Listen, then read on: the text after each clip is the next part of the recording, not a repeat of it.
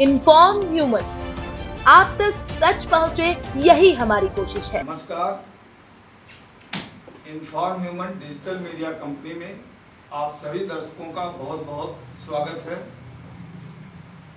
आज पहला सुख निरोगी काया के इस स्थायी स्तंभ में हम आप सभी दर्शकों को देवास शहर की एक अद्भुत शख्सियत से परिचय कराने जा रहे हैं और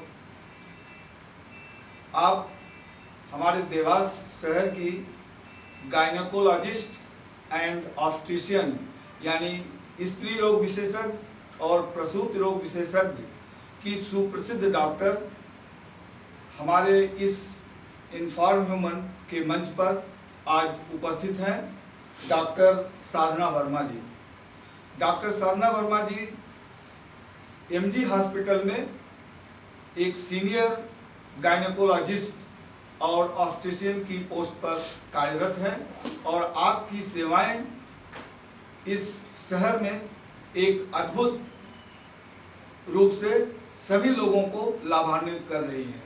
तो हम आज आपको इन्हीं विषयों पर, मेडिकल का विषय तो बहुत बड़ा है, लेकिन आज हम जिस विषय पर बात करने जा रहे हैं वह गायनेकोलॉजिस्ट और एज ए ऑब्स्टेट्रिशियन के रूप में हमारे सामने डॉक्टर साधना वर्मा जी हैं और हम उनसे कुछ ऐसे साधारण जो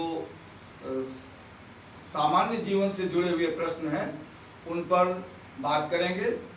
स्त्री रोग विशेषज्ञ, सबसे पहले हम आपसे डॉक्टर साहब ये बात करते हैं कि आजकल के टीनेजर्स बच्चियों में हमने देखा है कि उनको पिंपल्स की एक बहुत बड़ी समस्याएं आ रही हैं करके, जिससे उनका एक ब्यूटी के ऊपर इफेक्ट पड़ता है। तो कुछ ऐसे टिप्स हैं जिनसे उनकी रोकथाम की जा सकती है। बेसिकली टीनेज एज जो होता है एक वैसी वो एज है जब हार्मोनल बॉडी के अंदर चेंजेस होते हैं। जब बॉडी में, शरीर में हार्मोन्स से चेंजेस होते हैं, बदलाव होते हैं, तो कुछ वो फिजिकली दिखाई देते हैं। हार्मोन्स के इम्बैलेंस से होते हैं, कभी कभी हार्मोन्स नॉर्मली चेंजेस होते हैं, उसकी वजह से भी बदलाव आते हैं, तो उसकी वजह से थोड़ा सा पिंपल्स वगैरह फेस में आ जाते हैं। पर उसमें ज़्यादा कुछ ऐसा नहीं करना चाहिए, क्योंकि जितना अपन उसमें ज़्यादा ट्रीटमेंट मैनेजमेंट करते हैं तो वो और ज़्यादा दिक्कत देते हैं। उसके लिए सिंपल घरेलू है कि आप उसको एक तो छेड़े नहीं, कुछ एक्स्ट्रा डाइट जैसे जो स्पाइसेस वगैरह होते हैं, मिर्ची वगैरह वो नहीं लें, स्पाइसेस बाहर का जो फूड है वो नहीं लें, बाहर आउटसाइडर जो अपन खाते हैं नॉर्मली वो नहीं लेना है। सिंपल घर का जो डाइट है वो लेनी है और एक एज के बाद धीरे धीरे जब हार्मोनल बॉडी में वो चीज़ें एक्सेप्टेबल हो जाती है तो वो धीरे धीरे स्वतः अपने आप ही चले जाते हैं। ऐसा नहीं है कि उसके लिए हमें किसी मेजर बहुत बड़े ट्रीटमेंट की आवश्यकता, बहुत ज़्यादा परेशान होने की जरूरत नहीं है। ये एक सामान्य प्रक्रिया है बॉडी की जो कि टीन एज में प्राय होता है। तो कुछ बच्चों के जो ऑयली स्किन होते हैं उनको थोड़ी ज़्यादा प्रॉब्लम आती है। तो वही है कि नॉर्मल रूटीन अपन क्लीन करें, उसको एक्स्ट्रा कुछ अननेसेसरी क्रीम नहीं लगाएं। जो बहुत बच्चों को क्यूरियोसिटी रहता है तो कुछ चीज करते आजकल वो विज्ञापनों को भी देख करके बहुत ज़्यादा, बिल्कुल, तो उससे वो इंस्पायर होकर वो सब चीज़ें यूज करते, उनकी किसी की आवश्यकता नहीं है। नॉर्मल सिंपल जो क्लीनिंग करना वही करना है। धीरे धीरे हार्मोन्स बॉडी एक्सेप्टेबल होता है तो वो फिर अपने आप ही हो जाता है। अच्छा, एक चीज़ और, इन्हीं बच्चियों की समस्या को लेकर के हम आपसे बात करेंगे कि नॉर्मली टीन एज में ही पीरियड्स की एक समस्या आती है और उस समय बच्चे चिड़चिड़े हो जाते हैं, उनको थोड़ा क्रोध भी, रिसेंटमेंट भी रहता है और कहीं कहीं बच्चों को ज़्यादा पेन भी रहता है। तो ये क्या कुछ ऐसी प्रक्रिया है जिसमें पेन होना स्वाभाविक है, या अगर पेन हो रहा है तो डॉक्टर को दिखाया जाए या उनसे सलाह ली जाए? इसके बारे में आप थोड़ा बताइए। बिल्कुल, ये सही है कि कभी कभी दिक्कतें आती हैं। जो मैंसेस है वो टीनेज में, एज में 13 ईयर्स से 12 ईयर्स से अप टू 15-16 ईयर तक स्टार्ट होते हैं। तो स्टार्ट होते हैं तो इनिशियल स्टेज में थोड़े से हार्मोनल चेंजेस होते हैं तो उसकी वजह से प्रॉब्लम आती है, जैसे लोअर एब्डोमेन में पेन होना, नौसिया होना, वॉमिटिंग होना, घबराहट होती है, अनईजी लगता है। थोड़ा सा इनिशियल स्टेज होती है, हार्मोनल बॉडी में चेंजेस होते हैं तो बच्चे एक्सेप्ट नहीं कर पाते हैं उस चीज़ को, तो उसकी वजह से जनरली एक नई चीज होती है, हाँ उनके लिए। नया बदलाव होता है बॉडी जी। के अंदर, तो फिजिकली चेंजेस भी होते हैं और Right. मेंसेस भी स्टार्ट होता है, तो उसके कारण फिर बच्चों को थोड़ा सा इरिटेशन, चिड़चिड़ापन, वो सारी चीज़ें शुरू हो जाती हैं। थोड़ा सा काउंसलिंग पार्ट भी होना चाहिए जो नॉर्मली अपने घर में इंडियन में नहीं अभी होता है। अभी क्या है, थोड़ा सा इंडियन परिवार में इसकी कमी है, अभी इसकी कमी है। अवेयरनेस नहीं है, Awareness। जबकि होना चाहिए, बिल्कुल। क्योंकि because this is the normal normal phenomena है, process। कोई ऐसा कोई बीमारी है, कोई एबनॉर्मलिटीज नहीं है। मेंसेस का होना ही एक नॉर्मल फिनोमिना है जो एक एडल्ट एज में जाने के लिए जरूरी है। तो वो चेंजेस होते हैं अगर थोड़ा सा काउंसलिंग अपना फैमिली लेवल से शुरू हो जाए या स्कूल लेवल पे वो चीज़ें थोड़ा सा बताने लग जाए तो मेंटली प्रिपेयर हो जाते हैं बच्चे उस चीज़ के लिए, तो उनको वो चीज़ें समझ में आने लग जाती एक चीज और डॉक्टर साहब, हम जैसे बच्चों को जो पेन होता है, जी। तो इसका क्या बॉडी में कौन सा ऐसा फिनोमिना स्टार्ट होता है? इसमें क्या होता है, जब मेंसेस होता है तो ब्लीडिंग स्टार्ट होती है, तो यूट्रस जो होता है जिसमें एपिड्यूरल ग्लैंड होती है जो ग्रोथ करती है, फिर सेडेड होती है मेंसेस में ब्लीडिंग के Contraction, रूप में, retraction। तो वो उसको ब्लड को बाहर की तरफ निकालने के जी। लिए थोड़ा सा यूट्रस जो होता है स्पाज्मेटिक, उसमें कॉन्ट्रैक्शन होते हैं अच्छा। हल्का सा माइल्ड सा, तो खिंचाव की वजह से वो हल्का सा पेन एक होता है पेन लोअर होता है। एब्डोमेन में। मतलब that is the normal normal phenomenon। Phenomena, हर किसी को नहीं होता है, किसी किसी को हो जी। सकता है और एक एज के बाद धीरे धीरे वो डिसअपियर भी हो जाता है। ऐसा हमेशा नहीं रहता है कि वो हमेशा पेन रहे, धीरे धीरे जब हार्मोनल एडजस्टमेंट हो जाता है, बॉडी एडजस्ट हो जाती है तो वो बंद भी हो जाता है। सो इनिशियल स्टेज में होता है, तो उसके लिए नॉर्मली हम मेडिसिन ले सकते हैं, पेन किलर ले सकते हैं डॉक्टर की सलाह से दिखा के, और गर्म पानी से लोअर एब्डोमेन बैक का सिकाई करें तो उससे काफ़ी रिलीफ मिलता है। मतलब ऐसा नहीं है कि नहीं। दवा की हार्ड एंड फास्ट नहीं नहीं नहीं, अगर बहुत सीवियर कंडीशन में है तो जरूरत पड़ती है, अदरवाइज नॉर्मली गर्म पानी हॉट वाटर से अपन सिकाई कर लें तो उससे रिलीफ मिलता है। तो अभी हमने एज ए गायनेकोलॉजिस्ट आपसे जी बात जी किया, बिल्कुल। और बट एक और आपके साथ जुड़ा हुआ है विशेषण जी। ऑब्स्टेट्रिशियन का, बिल्कुल। प्रसूति रोग विशेषज्ञ का। जी। तो प्रसूति रोग में हम ये जानना चाहेंगे, जैसे डिलीवरी का जो है, आजकल सब ये चाह रहे हैं कि डिलीवरी नॉर्मल हो, और डिलीवरी के पहले जो प्रेगनेंसी पीरियड होता है उसकी कैसे देखभाल की जाए ताकि डिलीवरी के समय कोई दिक्कत नहीं आए। डिलीवरी एक तो पहली बात ये है कि कोई बीमारी नहीं है, जी। नॉर्मल फिनोमिना जी। है, नेचुरल है, प्रोसीजर है जो होती है, बच्चे होना नॉर्मल फिनोमिना है, नेचुरल फिनोमिना है, तो कोई एक बीमारी नहीं है जिसका कि अपन को कोई इलाज करना है। पर एक चीज़ है कि प्रेगनेंसी होना, प्रेगनेंसी हो रही है, प्रेग्नेंट है तो बहुत सारे चेंजेस होते हैं बॉडी के अंदर, चेंजेस होते हैं, एक बच्चे का ग्रोथ होता है, वो भी डेवलप होता है बॉडी के अंदर, तो उसके साथ साथ बहुत सारे बॉडी में चेंजेस आते हैं, फिजिकली चेंजेस आते हैं, इंटरनल चेंजेस आते हैं, तो वो सारी चीज़ें एज ए नोन नहीं रहता है, लोगों को पता भी नहीं रहते हैं कि मेरे को क्या चेंजेस आ रहा है या क्या कॉम्प्लिकेशन होने वाली है। तो उन सब कॉम्प्लिकेशन से बचने के लिए एक हमको रेगुलर चेकअप करानी चाहिए, मतलब एक डॉक्टर से हमको बिल्कुल कंसर्न करनी कंसल्ट चाहिए, करना चाहिए। रेगुलरली हमको दिखाना चाहिए, जिससे कि अगर कोई कॉम्प्लिकेशन आता है तो वो अपन पहले उसको डिटेक्ट कर ले, मालूम चल जाए, तो अपन उसके अकॉर्डिंग उसका ट्रीटमेंट इलाज ले पाए।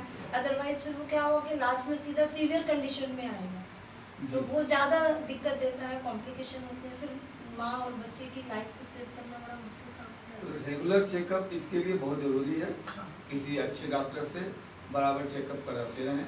बिल्कुल। और प्रसव के पश्चात हाँ, क्या प्रिकॉशंस लेना चाहिए, हाँ, विशेषकर उनको जो अभी पहली बार माँ बने हैं, तो बच्चे को लेकर के और स्वयं को लेकर के, अपनी फिजिक को लेकर के भी आजकल के जो युवा हैं बहुत ज़्यादा उस पर उत्सुक रहते हैं, तो उसके बारे में आप थोड़ा सा मैं ANC के बारे में और बताना जी। चाहती हूँ। जैसे कि अपन प्रेगनेंसी जो होती है तो नॉर्मली जैसे ही कंफर्म चलता है, पता होता है या पीरियड्स ड्यू हो गए, तो जी। सबसे पहले अपने को एक चेकअप कर लेना चाहिए। एक जी। सिंपल सा UPT होता है, उससे अपन देख लें कि पॉजिटिव है या निगेटिव है। जी। अगर पॉजिटिव है तो आप तुरंत जाके कंसल्ट फिर करें डॉक्टर किसी से। से। तो जैसे ही आपका कंसीव हुआ वैसे ही अपन कंसल्ट कर लेंगे। तो जो इनिशियल है फर्स्ट चेकअप, आपके इन्वेस्टिगेशन हो जाएंगे, एक टिटनेस का इंजेक्शन लगता है वो आपको लग जाएगा, फर्स्ट ट्राइमेस्टर का जो पहला टेस्ट है। फिर अपने को सेकंड विजिट में सेकंड ट्राइमेस्टर में करना चाहिए टेस्ट, और फिर उसके बाद थर्ड जो आखिरी ट्राइमेस्टर,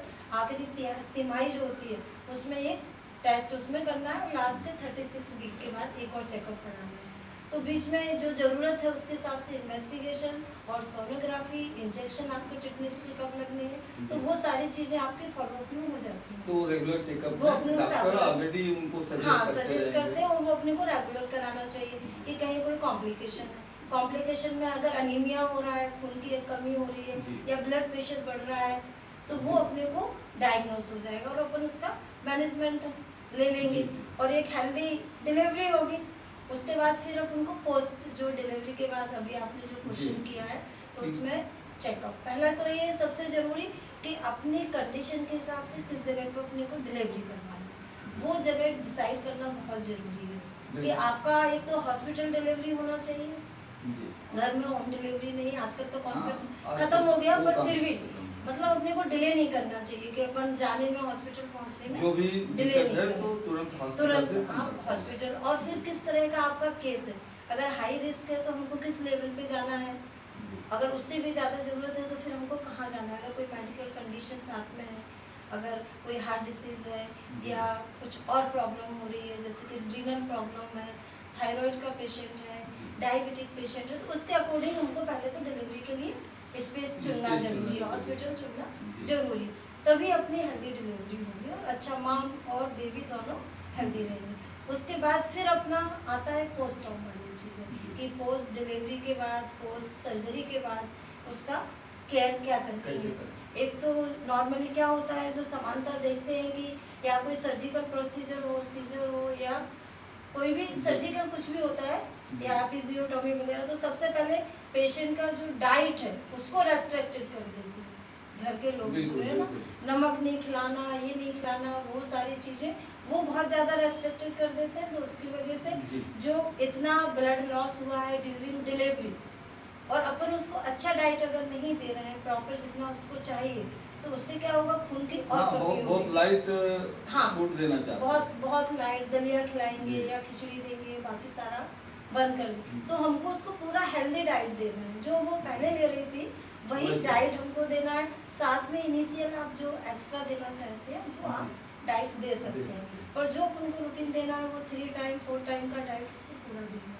तो एक तो डाइट से रिलेटेड हो गया कि वो उसको रिकवर करेगा। दूसरा हाइजीन बहुत ज़रूरी है, क्योंकि हाइजीन डिलीवरी होती है तो वही रहता है कि घर में एक बेड में लिटा दिया। हाइजीन में हम बता दें अपने दर्शकों को कि साफ सफाई की व्यवस्था किस तरह से, साफ सफाई अपने घर में रखें। डिलीवरी के पश्चात थोड़ा हाइजीन की जो समस्या होती है उसके लिए विशेष सतर्कता रखनी पड़ेगी, यानी साफ सफाई उसके आसपास बच्चे का और माँ का दोनों के साफ सफाई का विशेष ध्यान रखना पड़ेगा। बिल्कुल। तो जिस प्लेस पे अपन रख रहे हैं, तो वो नीट एंड क्लीन हो, साफ सुथरा हो। दूसरा, माँ की प्रॉपर सफाई होनी चाहिए, क्लीन बिल्कुल, नहाना, वॉश करना, वो सारी चीज़ें, और बच्चे का भी होना चाहिए। अगर किसी को भी इन्फेक्शन आता है तो एक दूसरे से माँ बच्चे को लगेगा, वो फिर कॉम्प्लिकेशन होते हैं, उसके बहुत सारी चीज़ें होती हैं। सेप्टिसीमिया हो सकता है, दूसरी इन्फेक्टेड डिसीज हो सकती है, यूटीआई हो सकता है, बहुत सारी चीज़ें हैं। तो वो अपन को हाइजीन से और प्रॉपर डाइट होना चाहिए। और जो फॉलो अप डिलीवरी के बाद होने हैं या सर्जरी के बाद होने हैं, वो अपने को रेगुलर चेकअप कराना चाहिए। 1.5 महीने तक अप टू 6 वीक तो अपने को कराना ही चाहिए। उसके बाद हाँ 6 वीक आफ्टर डिलीवरी 1.5 महीने तक का एक प्रावधान है, नियम ही है कि आपको अप टू 6 वीक तक करना है। जैसे डिलीवरी होने के बाद गांव में जाते हैं तो ANM देखती है उसको, आशा देखती है, और अगर वो भी देख रहे हैं तो एक अपने को डॉक्टर से भी फॉलो अप चेकअप कराना चाहिए कि अगर किसी तरह की कोई कॉम्प्लिकेशन है तो उसको अपन समय रहते मैनेज करना है, तो वो बहुत जरूरी है। ये आज हम लोगों ने एक विशेष चर्चा प्रसव के पूर्व और प्रसव के बाद बच्चों की और उसके माँ की किस तरह से देखभाल की जाए। एक चीज और बोलूं आपको, जी याद आ गया मुझे कि बच्चे को मदर फीड कराना बहुत जरूरी है। ये सबसे जरूरी है कि बच्चे को फीड नहीं कराते हैं, मदर फीड नहीं कराते हैं। ऊपर का गाय का, बकरी का ये जो सिस्टम चलता है तो वो नहीं होना चाहिए। अच्छा, इसके साथ एक समस्या जुड़ी होती है किसी किसी माँ को वो फीडिंग कराना भी चाहती है, हाँ। बट मिल्किंग नहीं हो पाती। कई बार होती है प्रॉब्लम, जी, तो तो उसके लिए उसके लिए कुछ क्या? मेडिसिन है जिससे अपन दे सकते हैं। जी। तो वो डॉक्टर से कंसल्ट करें, तो अच्छा। डॉक्टर मेडिसिन बताएगा तो वो आप यूज करेंगे। होता है, अगर अपन कोशिश करेंगे, शुरुआत से स्टार्ट करेंगे तो बिल्कुल मिल्क का प्रॉब्लम नहीं है। मतलब ये विशेष ध्यान रखा जाए कि बच्चे को ब्रेस्ट फीडिंग बहुत जरूरी है। ये उसके बॉडी के रेसिस्टेंट पावर को बढ़ाएगी और बच्चा स्वस्थ और निरोग रहेगा। कम से कम 6 महीने तो माँ का दूध देना ही है कंटिन्यू, सिर्फ माँ का मदर मिल्क 6 मंथ तक। अप टू 6 मंथ तो ओनली सिर्फ मदर मिल्क। उसके बाद फिर स्टार्ट करना है आपको, जो भी आप स्टार्ट हाँ, जैसा भी हो। तो 6 महीने तक बच्चे को ब्रेस्ट फीडिंग होनी चाहिए और ये विशेष ध्यान रखा जाए। इसके साथ ही साथ अभी डॉक्टर साधना वर्मा जी ने हमें बहुत सारी ऐसी बातें बताई हैं जो टीनेजर्स बच्चियों के बीच में ये कॉम्प्लिकेशंस आते हैं, उनके पीरियड से संबंधित लेकर के उनके फेस और ब्यूटी जैसे पिंपल्स वगैरह को लेकर के बहुत सारी समस्याओं का समाधान कैसे आपने अपने कुछ ऐसे टिप्स दे करके किए हैं और उसके बाद फिर कैसे किस तरह से प्रसव के पूर्व और प्रसव के बाद माँ की और बच्चे की देखभाल की जाए, इस पर एक विशेष चर्चा हुई है। और हम ये हमारा स्थायी स्तंभ जो है ये रेगुलर चलता रहता है और अब इसके बाद की जो भी समस्याएं आएंगी डॉक्टर साहब से हम अगले एपिसोड में इस पर चर्चा करेंगे। और तब तक के लिए डॉक्टर साहब आपने अपने विशेष समय निकाल करके हमारे इस इन्फॉर्म ह्यूमन के मंच पर समय दिया, इसके लिए हम आपका बहुत बहुत आभारी हैं और इन्फॉर्म ह्यूमन मंच की तरफ से हम आपका बहुत बहुत स्वागत करते हैं।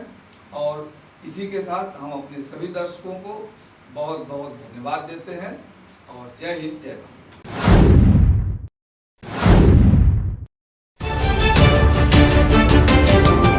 इन्फॉर्म ह्यूमन, आप तक सच पहुंचे, यही हमारी कोशिश है।